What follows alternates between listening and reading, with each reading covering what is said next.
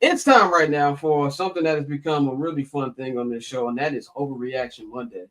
So since we don't have Courtney, and by the way, Courtney, rest up. Courtney, remember she said on Friday she had throat ache and she could feel it coming on her. And I said 72 hours. She was sick. She said allegedly she was sick yesterday. She was slandering our football team in the group chat all afternoon. As I said, you don't sound like somebody who's sick. But Courtney's not here today, and Dante has work, so the morning crew will, be in and out depending on people's schedules. So we're gonna do Yeah, I got work Overreaction too. Monday. Yeah, I got work too. you a suit, bro. You lead niggas though. So I'm you have shit, boy. yeah I've you're I've able. been working. I've been working all while we've been talking. Oh no, I I just believe it. schedule I'm just shit. saying. I'm just saying. You have more breathing room than they do. But so usually we go around giving our overreaction Monday topic. So today I'm gonna do a little different. First, I'm gonna start with Bang. If you have any overreactions before I go into my list of overreactions, and we'll both say these Man, overreactions tonight. overreactions from yesterday.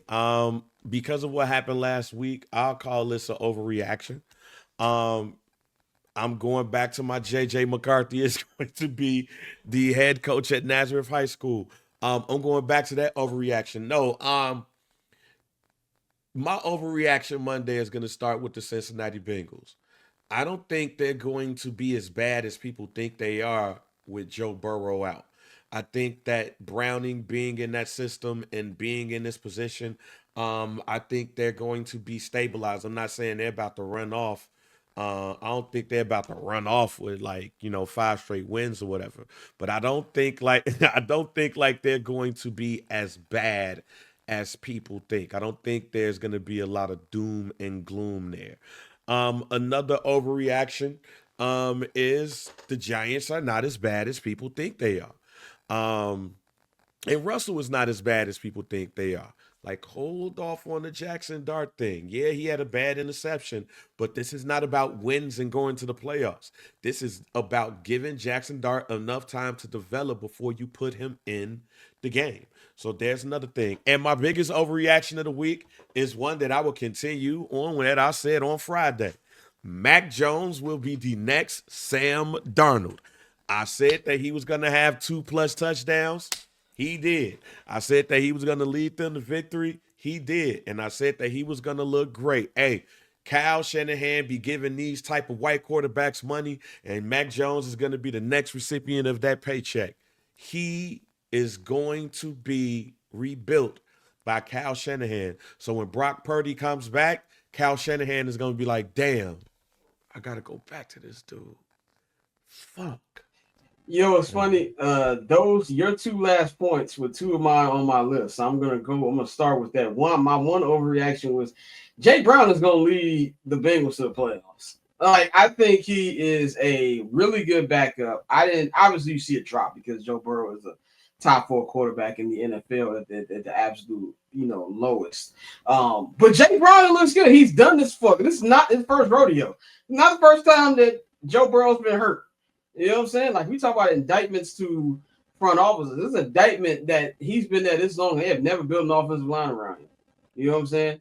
Ever. So I think Jake Browning can hold down the fort and really put this team in playoff position so that when Joe comes back, which I'm guessing will probably be around Christmas, he'll probably come back with 2, maybe 3 games left in the season, and he can take it from there and actually clinch the playoff spot. But I think Jake Brown is going to hold it down. My other one goes off to what you were saying about Mac Jones. Mac Jones is going to look better in Kyle Shanahan's offense than Brock Purdy. And the reason I say that, y'all know how I feel about Brock Purdy. I've been saying this about Brock Purdy since the minute that he got there. But who wanted Mac Jones from day one? We talked about this on Friday. It was Kyle Shanahan. You know what I'm saying?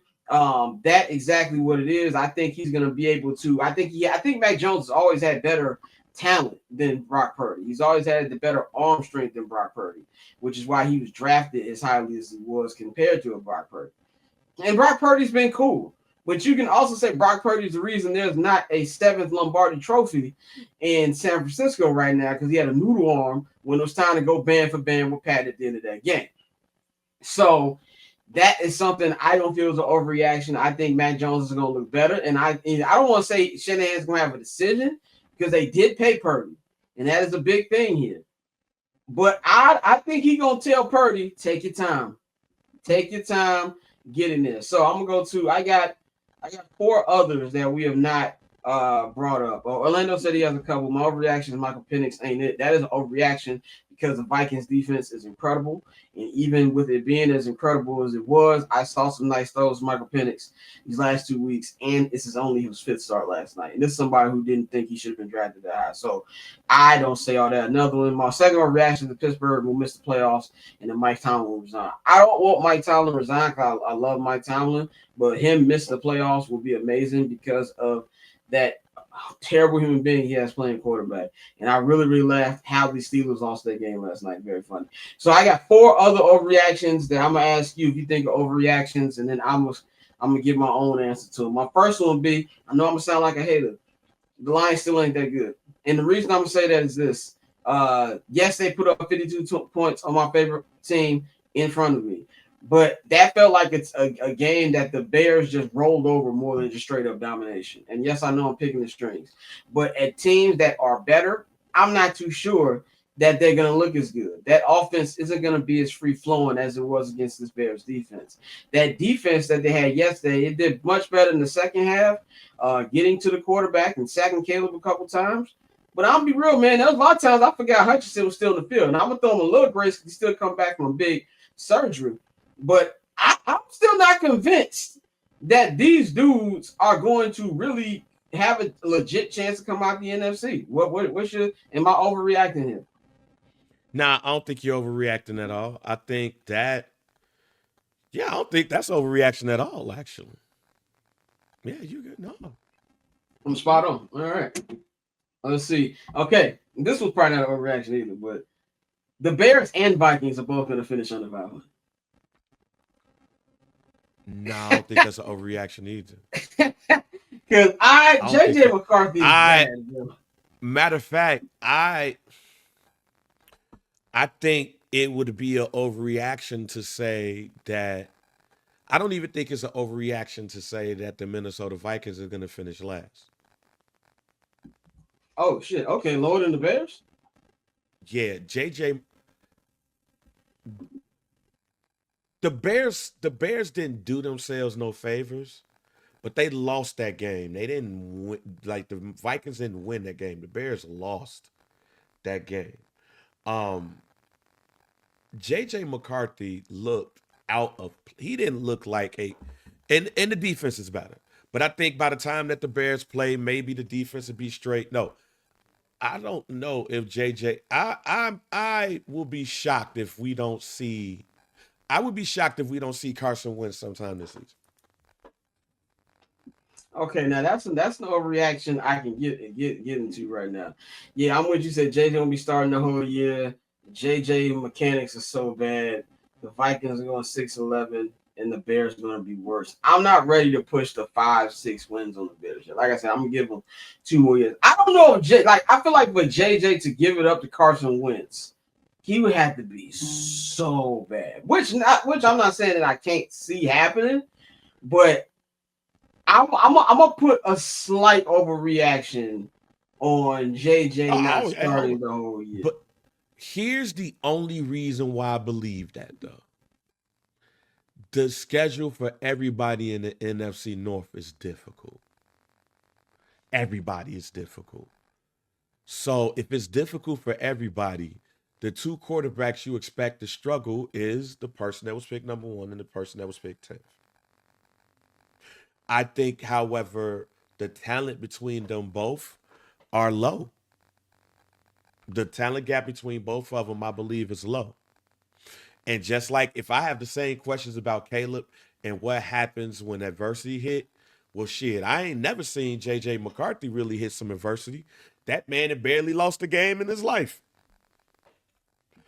Yeah, that's very true. He is not. He has been winning in almost every situation that he has been in. My next one, man. The Green Bay Packers have started off 2-0 to begin the season. They had a nice win over the Washington Commanders, 27-18. A great win over the Detroit Lions to start the year, 27-13. They've got the Browns coming up on the road. They got the Cowboys on Sunday Night Football on the 28th on the road. They got the Bengals coming into Lambeau, and they got to go on the road to Arizona in their next 4 games. Overreaction or not, the Packers are going to start 6-0, and they're going to run away with this division. I don't think that's an overreaction at all, considering that after after the first 2 games of the season, I consider changing my pick to Green Bay going to the Super Bowl. No, I don't think it's going to be overreaction at all, especially if Michael Parsons stays healthy. Matter of fact, forget stays healthy, when he gets healthy, because he's not healthy now. He's on the pitch count. So imagine when he's not on the pitch count. Yeah, I don't think it's overreaction at all because what I saw Thursday was like death looking me in the face. I did not like what I saw. I think this is a great team. And the reason I think it's a great team is, like you just said on Friday, LaFleur has a defense now. You know what I'm saying? The floor has a defense. This is a defense that is chomping at the bit.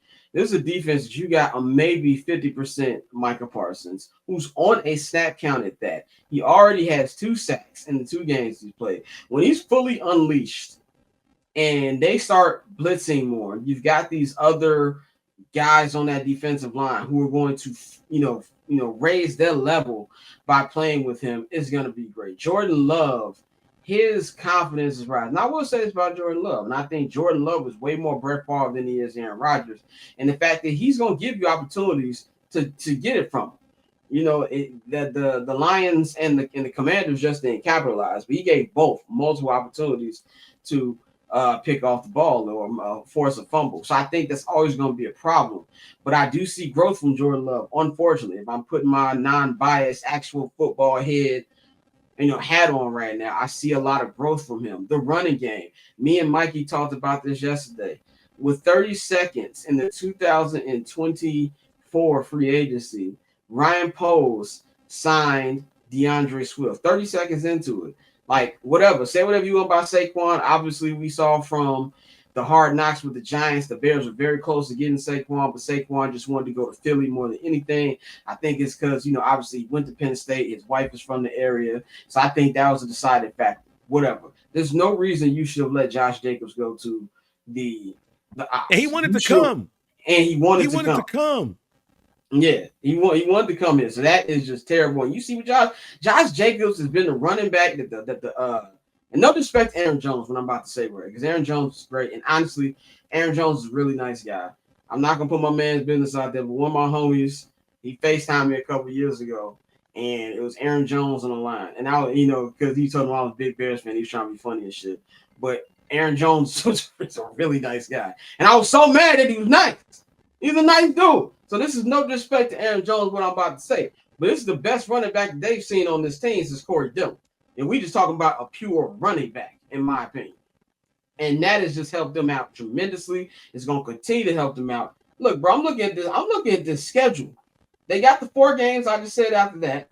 Then they go to Pittsburgh on my birthday, Sunday Night Football, to play the Green Bay, to play the Steelers. Or is the Steelers coming there? No, it's in Pittsburgh. It's in Pittsburgh. So, yeah, they're going to Pittsburgh to play Aaron Rodgers. I think they can win that. And not seeing Pittsburgh these first 2 games, that makes me think they're going to be great. This is Scott was Turtle. Yes, that was me, Orlando. I was definitely Turtle in the episode of Brady on Entourage. He was like, "You yelled at Tom Brady, you asshole." That's how I felt when I talked to Aaron Jones. That 100%. Or when I didn't get Nando's with Damson. With Damson, yeah. And Bang was being too cool to not have Nando's with Franklin Saint. Then you got the Panthers at home. The Eagles is going to be a tough game. That's going to be a tough game, but that game's at the crib. You got the Giants on the road. You got the Vikings. Look, they got us twice. Bro, I'm telling you, this could be a 13-4, 14-3 team. You know what I'm saying? What to the point where they're gonna keep Philly on their toes for that number one seed. And I hate to say that. So I do believe that that's why I go with the Detroit thing, why Detroit needed to win yesterday, because of not wanting to be too behind. Packers, I think the Packers, health permitting, are finna run it up. And that's scary for not just Bears fans, but for the entire NFC. So yeah, I don't think that's an overreaction. Final overreaction, we've been talking about quarterbacks. Daniel Jones has found a home. Daniel Jones has found a home. Daniel Dimes has found a home. Yesterday, a crazy game at the crib, a game that I know if you're a Denver Broncos fan, you're shooting yourself right now or being really, very angry at yourself for the way you lost that game off a penalty that let the Colts have another chance to win this when the Colts won 29-28 off a game-winning field goal. But let's go to the box score. Daniel Jones, 23 of 34, 316 yards passing, 1 touchdown. Jonathan Taylor on the ground, 25 carries, 165 yards. Do you think that Daniel Jones has found a home? Because he did this against the Broncos defense. Last week was whatever. They were going against the Dolphins. But he did this against the no-fly zone over there in Denver. Do you think that Danny Dimes has found a home, or is it too early for that? I think while I believe that it's too early, I am leaning towards the fact that he might have found a home.